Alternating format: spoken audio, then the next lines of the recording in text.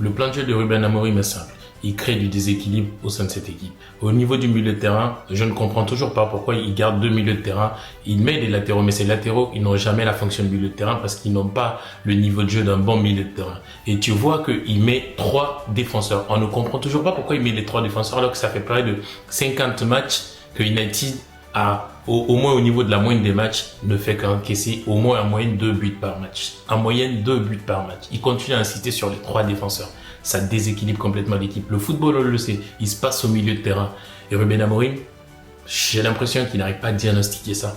Son 3-5-2 est inopérant, inefficient. Ça ne donne absolument rien. Alors pour le moment, peut-être qu'il a encore besoin de répéter les gammes, de recréer des automatismes. Mais la saison dernière, les gars, ça fait 50 matchs, les gars. Il y a des entraîneurs comme celui de Lille, par exemple, Bruno Genesio, tu leur donnes un effectif comme ça après de 500 millions, ils te transforment. Il y a des entraîneurs, je sais, tu leur donnes un effectif comme ça, ils te le transforment. En 2-2, Ruben Amorim, il ne change pas. Il reste sur son 3-5-2, je comprends pas. Donc je pense que c'est un dossier qu'il faut ouvrir.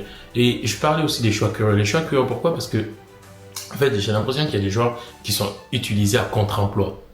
Des joueurs qui sont vraiment... Mais on continuera à parler de ça dans de prochaines vidéos. Je parlerai des joueurs qui sont utilisés à contre-emploi. Like, abonne-toi si tu veux savoir la suite. Merci.